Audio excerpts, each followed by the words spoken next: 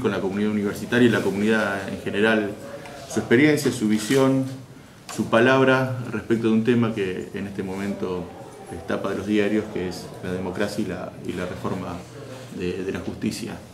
Tenemos muchas más cosas para charlar, pero creo que este es un tema convocante, y para una casa de estudios como la nuestra, que tiene la carrera de abogacía, particularmente el derecho público y el derecho constitucional, son temas a debatir, que hacen a lo que queremos como república, como universidad pública, gratuita y con los principios reformistas. El debate siempre se debe dar, y la figura de Ernesto Sanz es una palabra autorizada para que la universidad también sea parte del debate. Así que bienvenido, senador. Bueno, muchas gracias. Muy sencillo, después dejo lugar a que ustedes me pregunten lo que quieran. Yo quiero públicamente agradecer a las autoridades de la universidad. Recién he estado conversando con su vicerrectora y le dejo mi saludo al rector que hoy no estaba. Pero gracias a la universidad estoy acá en Junín para hablar no solamente de ese tema, sino de cualquier otro tema que haga al debate público hoy en la Argentina. Considero los espacios universitarios, porque soy un egresado de la universidad pública, espacios que vinculan a la sociedad con el Estado y a todos nosotros en el debate de los temas esenciales que hacen la vida del país. Así que muy contento de estar acá en el medio de una gira que me lleva esta tarde por Viamonte y terminamos a la noche en Lincoln. Quedo a disposición de lo que ustedes quieran preguntar. Senador, se está escuchando una gran cantidad de exposiciones políticas, tanto desde el oficialismo como desde la oposición, y uno siente que uno como ciudadano común, y se imagina que el público en general, está totalmente al margen de esta discusión política. ¿Qué ejemplos claros se pueden brindar para transmitir cómo serían realmente los cambios y cómo impactarían en la gente los cambios? Mire, todos estos cambios, estas reformas en materia judicial, tienen un alto impacto en la vida cotidiana. Desde la ley que establece una reforma de las medidas cautelares, por ejemplo, en la cual, hoy un ciudadano común, usted, que es avasallado o atropellado por un acto abusivo y arbitrario del Estado en cualquiera de sus manifestaciones, el intendente, el gobernador, la presidenta, el rector de la universidad o cualquier ámbito estatal que tome una decisión que sea abusiva, arbitraria y que lesione sus derechos, ese ciudadano tiene en sus manos la posibilidad de ir con una medida de amparo, con medidas cautelares para suspender esas decisiones. Un jubilado al cual el PAMI no le otorga una asistencia o un medicamento puede ir en un amparo. Una cámara de comercio o un empresario frente a cualquier acción abusiva que impida el libre ejercicio del comercio puede ir con un amparo y una cautelar. Cualquier ciudadano en cualquier circunstancia. Bueno, eso hoy opera en favor del ciudadano para protegerlo de los actos abusivos del Estado. Con esta reforma vamos a cambiar 180 grados la filosofía de la medida y va a pasar a ser una herramienta para proteger al Estado de los reclamos de los ciudadanos, así de grave. Es decir, para poder obtener satisfacción a una medida cautelar va a haber que correrle traslado al Estado, va a haber que esperar no solamente la contestación, pruebas, va a durar nada más que 6 meses, si el Estado apela se cae automáticamente la cautelar. Conclusión, va a haber una desprotección del ciudadano, y yo le podría dar enorme cantidad de ejemplos, pero bueno, he dado algunos muy concretos. Eso en cuanto a las medidas cautelares.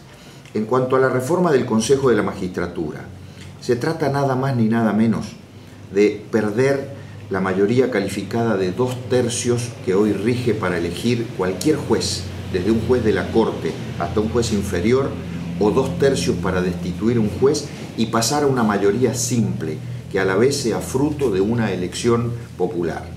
Con lo cual, la justicia queda a merced coyunturalmente de los resultados eleccionarios. Quien gana una elección se hace dueño de todo, del Poder Ejecutivo, de las mayorías legislativas y también de la justicia para elegir jueces y para destituir jueces.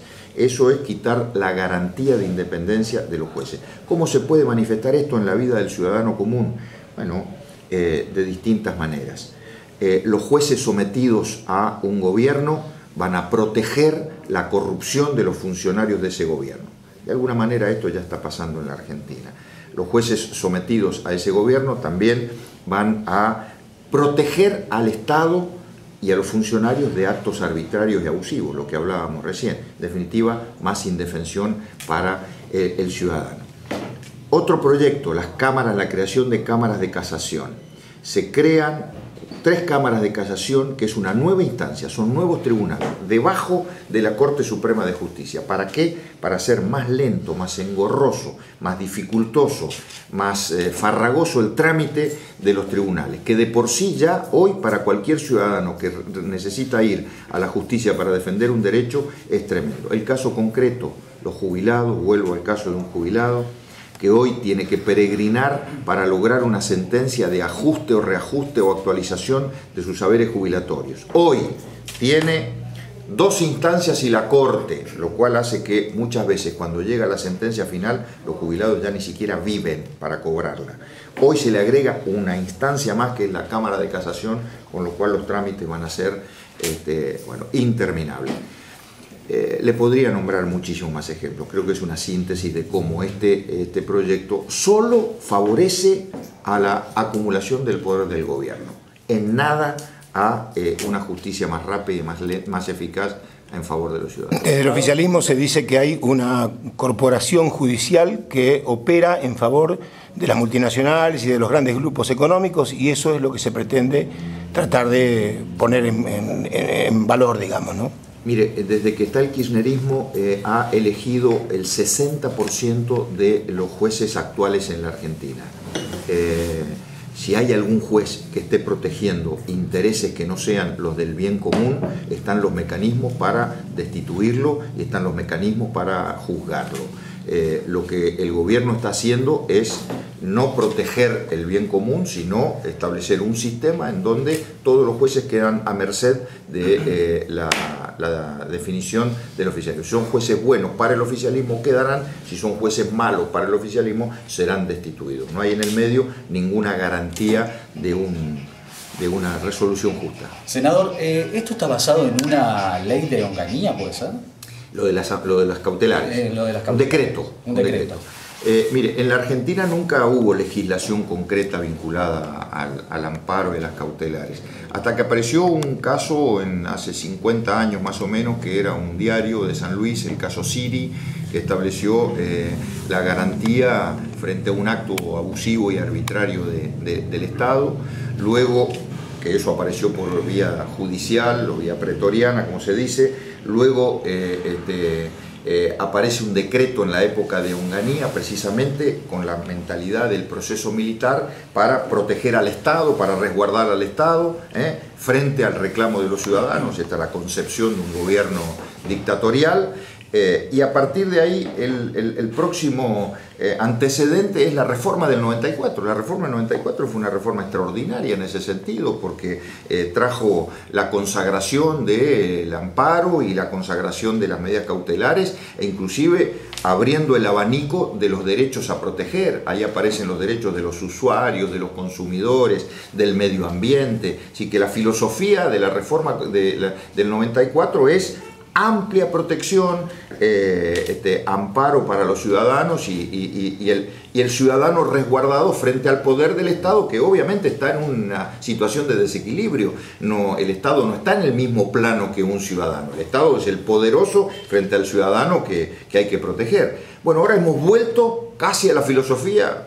Hay un diputado, Jorge Lloma, que me libera a mí de cualquier sospecha partidaria, porque es más peronista que cualquier otro peronista, que ha dicho que este gobierno ha ido más allá que Onganía en términos de lesionar a los ciudadanos y proteger al Estado, ¿no? O sea, hemos retrocedido o vamos a retroceder si es que se consagra esta reforma. La elección... Preguntarle cuál es la opinión del funcionamiento hoy de la justicia, y por parte del bloque si tiene algún anteproyecto, cuál sería la alternativa a la democratización que presenta hoy el kirchnerismo. La justicia hoy no está funcionando bien. No está funcionando bien y hay muchas cosas por corregir. En materia procedimental, por ejemplo, hay que ir a una profunda reforma de los códigos de procedimiento, y de esto no se habla. Miren, una contradicción del gobierno y que es a la vez una propuesta como usted me lo pide. En el año 2005 fuimos convocados un grupo de académicos, juristas y legisladores a conformar una comisión, éramos 12 miembros, yo era parte de esa comisión, para estudiar y reformar el Código de Procedimientos Penales de la República Argentina, un código que tiene más de 100 años, para hacer más rápido los procesos judiciales, más accesible la justicia y a la vez lograr sentencias, condenas o absoluciones, hacer justicia lo más rápido posible. Trabajamos un año y medio. Ahí habían juristas, bueno, ahí estaba Zaffaroni, por ejemplo. Legisladores, recuerdo, estaba Miguel Pichetto, Vilma Ibarra, conmigo. Trabajamos un año y medio, le presentamos a Néstor Kirchner el proyecto de Código Procesal Penal. Nunca hubo una respuesta, ahí está dormido. Yo lo he representado por mi cuenta y diciendo que no es una obra mía, sino que es una obra que me excede, lo he representado. Ahí está durmiendo el sueño de los justos. Código de procedimientos laborales no se toca, Código de procedimiento civil y comercial no se toca. Eso serían propuestas para hacer la justicia mucho más rápida. Después todo lo demás tiene que ver con el procedimiento de selección de los jueces y qué es lo que uno quiere de los jueces. Muchas veces cuando uno habla de reformas de la justicia, tienen que ver con las actitudes de los protagonistas. A ver, últimamente el proceso de selección de los jueces tiene más que ver con la pertenencia ideológica al poder que la categoría de buenos jueces. Yo inclusive ni siquiera, mire, tengo casi una visión provinciana y le diría tradicional del tema de los jueces. A mí ni siquiera me importa que sepan demasiado de derecho, con que sean buenas personas me basta y sean personas decentes. Pero bueno, el paradigma de la justicia argentina hoy pareciera que en lugar de ser ese es el de Ollarvide. Así estamos como estamos. Senador, hay una información relacionada a un posible pedido de inconstitucionalidad de este tipo de reforma, que la oposición recurriría a la justicia y allí se frenaría este proyecto del oficialismo. ¿Qué hay de eso? La oposición lo primero que tiene que hacer es dar batalla en el Congreso, y eso lo estamos dando y lo vamos a dar. El día miércoles estamos convocados, creo yo, no sé si se concretará en las próximas horas, al debate del plenario de los proyectos que han sido dictaminados ayer, y ahí vamos a estar, y vamos a dar batalla y vamos a buscar el número de votos necesario para ganar la votación. Obviamente que es difícil, obviamente que el oficialismo tiene en teoría los números, después de ahí hay una segunda instancia que es la Cámara de Diputados y ahí también hay otra batalla. A partir de ahí, recién a partir de ahí, a mí me gustaría hablar de la posibilidad de una acción de inconstitucionalidad, que obviamente, como estos proyectos son en su raíz inconstitucionales, habrá que plantearlo. Lo plantearán los partidos políticos, lo plantearán las organizaciones de la sociedad, lo planteará un ciudadano común, veremos. Pero ese es el camino que se sigue cuando cualquier ley que se sanciona tiene un defecto de inconstitucionalidad. Y si esto se aprobara, ¿los candidatos al Consejo de la Magistratura tendrían que hacer campaña preelectoral? Los jueces, sí, todos, sí. El problema es que, a ver, un abogado podría vincularse a un partido político para hacer campaña. Digo, podría porque no lo tiene prohibido. Un académico podría porque no lo tiene prohibido. Pero un juez que tenga que participar en una boleta de un partido político para llegar a ocupar un cargo que la Constitución le establece a los jueces, la verdad no existe en el mundo. Yo he estudiado comparativamente todos los modelos de consejo de la magistratura que hay en el mundo. No hay más de 16 que estén funcionando hoy, 17 o 18 en la teoría. Italia, España, Francia, México, Bolivia, por decir lugares cercanos. Ninguno tiene el sistema de elección popular, porque todos preservan la independencia de los jueces de la política. Acá en la Argentina los estamos obligando a los jueces a meterse dentro de los partidos políticos para ir en una boleta para ocupar un cargo que la Constitución les indica. La verdad, no alcanzo todavía a ver, a configurarme cómo los jueces pueden hacer campaña metiéndose en los partidos políticos. A ver, la pregunta casi obvia, ¿qué va a pasar con el juez que pierda y que haya ido en un partido político? Con la mayoría simple que por otro lado están reformando, que lo van a destituir. Eso va a pasar también por la cabeza de los jueces. Los jueces no solamente van a tener temores respecto a su sentencia, van a tener temores de participar, porque decir, bueno, Si gano, voy a poder defenderme a mí mismo en el Consejo de la Magistratura, lo cual ya es una irregularidad, ¿no? Ir a defenderse a uno mismo. Pero si pierdo, me van a echar con estas mayorías. O sea, mire, hay cosas de esta reforma que a mí me cuesta explicarlas desde la racionalidad jurídica. Me cuesta explicarlas y por eso a veces utilizo la ironía, porque no encuentro otra herramienta para poder hacer entender la gravedad que tiene esta situación. ¿Hay algún aspecto positivo de esta reforma?